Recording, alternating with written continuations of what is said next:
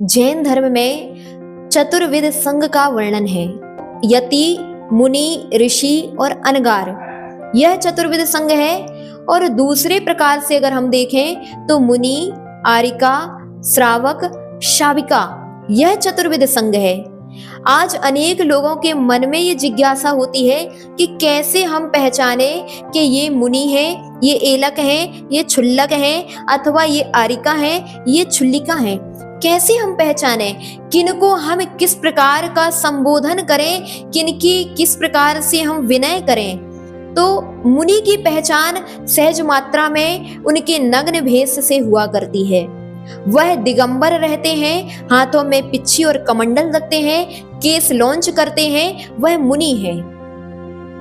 खड़े होकर के आहार लेना, पैदल विहार करना और अंजलि में ही आहार करना, यह मुनियों की परिचर्या हुआ करती है। इस प्रकार से हम जान सकते हैं कि यह मुनि महाराज हैं। अतः उनके लिए हमें नमोस्तु बोल करके विनय करना चाहिए, गवासन पूर्वक नमोस्तु करना चाहिए।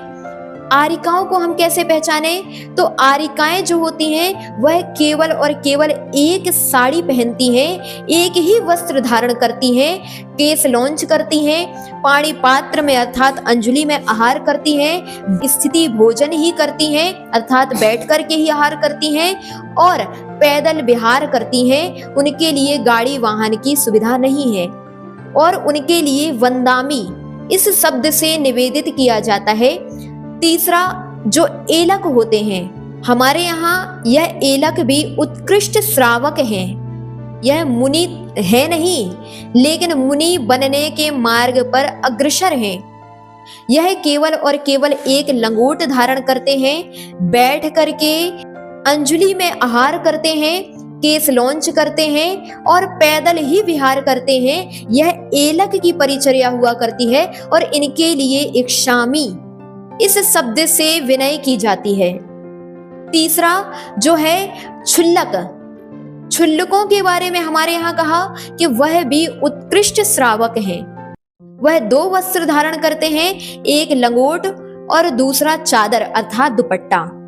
वह गाड़ी में भी बैठ सकते हैं अथवा पैदल भी चल सकते हैं। वह उस्त्रे से भी बाल बनवा सकते हैं, केस लॉन्च भी कर सकते हैं, लेकिन जब भी आहार करते हैं तो कटोरे में ही आहार बैठ कर के करते हैं। यह क्षुल्लकों की परिचर्या हुआ करती है और उनके लिए भी इक्षामी निवेदित किया जाता है।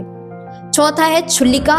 जो क्षुल्लिका होती हैं वह क्षुल्लिका दो वस्त्र धारण करती हैं, एक तो साड़ी और दूसरा दुपट्टा। अनेक लोग आरिका और क्षुल्लिका में भ्रमित हो जाते हैं कि हम कैसे पहचाने कि ये आरिका है और ये क्षुल्लिका। तो विशेषता ये है कि आरिकाओं के कंधे में दुपट्टा नहीं होता, लेकिन क्षुल्लिकाओं के कंधे में नियमितः दुपट्टा हुआ करता है, जिसके द्वारा आप पहचान सकते हैं कि ये क्षुल्लिका है।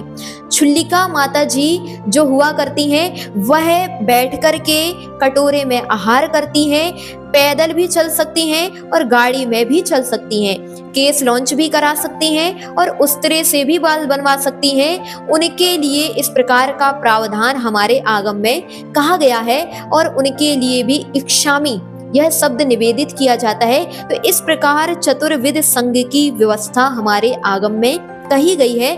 अतः इस प्रकार से हमारे लिए चतुर्विध संघ को समझना चाहिए। अगला जो है, जो व्रती हैं, ब्रह्मचारी हैं अथवा ब्रह्मचारिणियां हैं, जिन्होंने प्रतिमा आदि व्रतों को अंगीकार कर लिया है, उनके लिए भी हमारे लिए वह एक वंदनीय हो गए हैं, आदरणीय हो गए हैं। तो उनके लिए जय जिनेंद्र की अपेक्षा वंदना शब्द निवेदित करना चाहिए। अगर भैया जी हैं तो उनके लिए भी वंदना बोलना चाहिए और दीदी जी हैं तो उनके लिए भी वंदना शब्द निवेदित करना चाहिए।